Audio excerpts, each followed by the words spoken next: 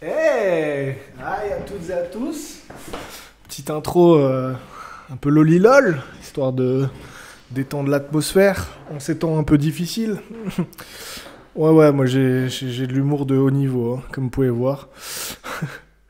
Hi à toutes et à tous, bienvenue dans cette vidéo où je vais parler assez rapidement d'un produit proposé par AWS, donc Amazon Web Services, pour ceux qui ne connaîtraient pas encore, qui est Lightsail. C'est un produit, j'ai l'impression, qui est assez méconnu, mais qui permet, succinctement, de déployer des instances en quelques clics, avec des applications dessus, comme par exemple WordPress, ou encore de déployer une base de données en quelques clics, etc.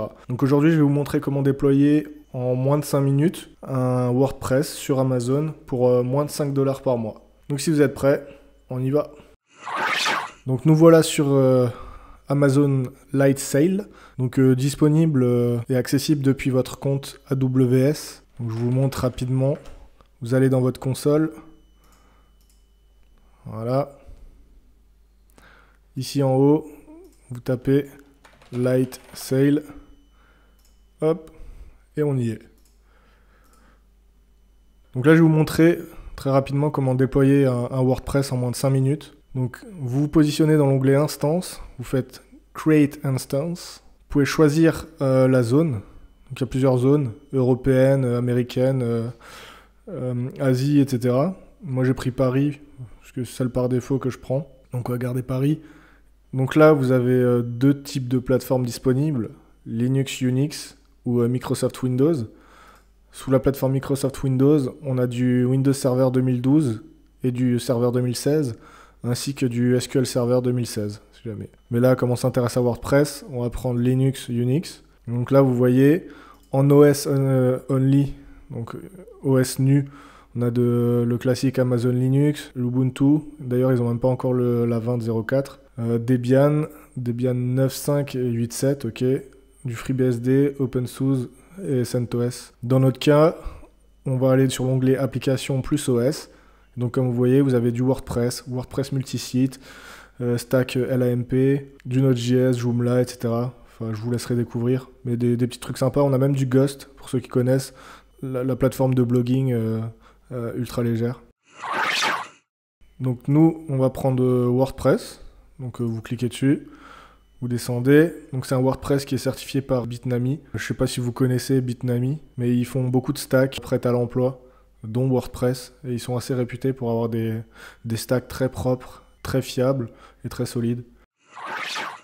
On peut rajouter un script de lancement, donc c'est du bash. Donc oups. On pourrait rajouter ce genre de choses par exemple, etc. Ici, on va pas en mettre, c'était juste pour l'exemple. Il faut rajouter une clé SSH. Donc, on peut en rajouter évidemment une multitude et ensuite choisir laquelle mettre. Là, j'en ai qu'une dans mon compte Lightsail pour l'instant. Là, juste en dessous, on peut choisir si on veut activer les snapshots automatiques de notre instance. Alors, j'avoue que je ne sais pas encore s'il y a du surcoût ou pas. Je pense, puisqu'il y a logiquement du stockage derrière. Ça sera confirmé. En tout cas, si vous l'activez, vous pouvez choisir l'horaire à laquelle en fait, le snapshot est fait de votre instance. Donc pour ceux qui ne savent pas, un snapshot, c'est juste un instantané de votre instance à un instant T. Donc ça permet de sauvegarder à un instant T en fait, l'état de votre instance. Donc vous l'activez si vous voulez. Ensuite, le plus intéressant, le choix du serveur. Donc pour l'exemple, moi je vais prendre un 512 de RAM avec un vCPU, ça suffit largement pour un petit WordPress, hein, franchement, à 3,5 $ par mois. En plus, le premier mois est gratuit. Mais après, vous voyez, vous avez plusieurs typologies, hein, avec plusieurs tarifs différents. Mais voilà, pour l'exemple, nous, on prend celui-là. Le nom, on va pas le changer. Et là, vous voyez, vous pouvez en lancer, par exemple, 10 WordPress, 10 instances en même temps.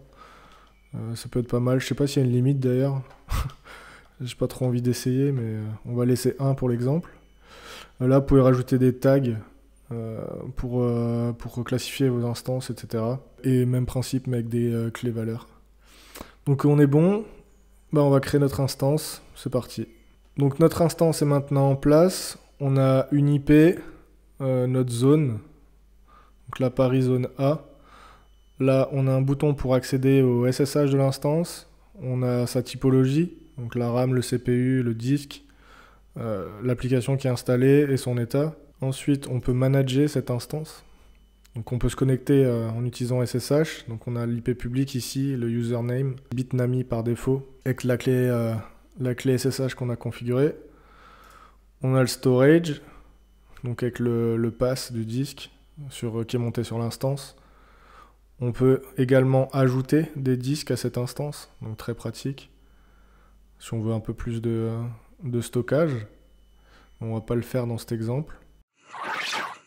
On a les metrics, tout ce qui est utilisation CPU, trafic, s'il y a eu des erreurs, etc.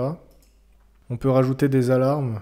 Donc ça, je crois que c'est une nouveauté de AWS Lightsail. On peut rajouter des alarmes en fait sur certaines métriques, avoir des rapports par email s'il y a des défauts. Donc plutôt sympa, je viens de le découvrir en fait. Ensuite, on a tout ce qui est networking, donc réseau. On a l'adresse publique, l'adresse privée. On a les règles firewall, on peut en ajouter des nouvelles, on peut modifier aussi. Donc très pratique. Vous voyez, il y a de quoi faire. Hein. Et on a le load balancing. Alors ça, je n'ai pas encore testé. Donc on verra peut-être ça la prochaine fois. On va le laisser de côté pour l'instant. Donc ensuite, on a l'onglet Snapshot. Donc comme je vous disais, on peut faire des instantanés de notre instance. On peut créer des snapshots donc, à l'instant T. Donc maintenant, par exemple, je clique sur Create. Il va créer un snapshot de mon instance WordPress. Ou alors on peut set des snapshots automatiques à une heure donnée. Donc très pratique pour faire des backups. Et là, vous aurez la liste en fait des snapshots qui sont faits. Alors faire attention, je ne sais pas s'il y a une durée de rétention. Mais n'oubliez pas que le stockage coûte forcément quelque chose. Après, les prix ne devraient pas être non plus très excessifs. Mais voilà, à surveiller. Ensuite, on a les tags. Donc, ce que je vous expliquais avant. Ça peut être utile pour organiser votre facturation et pour contrôler l'accès aux ressources. Donc avec les règles VPC, etc. d'Amazon, si j'ai bien compris. Je ne l'ai encore jamais utilisé, hormis pour ma facturation, en fait, pour taguer les éléments. Ensuite, on a l'historique, donc toutes les actions qui ont été effectuées sur votre instance, très pratique aussi. Et ensuite, ça, pour la supprimer. Donc, pour accéder à votre instance, vous prenez l'IP, pas l'IP privé, pardon, l'IP public, hop, et tac. Donc là, on a notre WordPress. Donc, on va essayer de se connecter. C'est là où il faut faire une petite manip. On ne connaît pas l'utilisateur, etc. Donc, on retourne sur notre instance. On fait Connect using SSH. Un petit ls. Et là, vous faites un cat sur le Bitnami Application Password que vous récupérez. Hop, copier. Ensuite, vous retournez sur votre blog, sur la page de connexion admin. Ici, vous tapez user, le mot de passe qu'on a copié juste avant, remember me si vous voulez, login. Et voilà, vous êtes connecté. Alors, pas très à jour.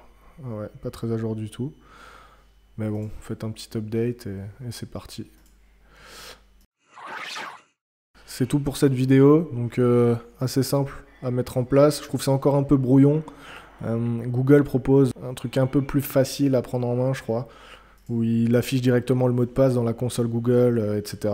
Enfin voilà, si vous avez des questions, n'hésitez pas. Écoutez, à la prochaine. Merci d'avoir vu cette vidéo. Ciao!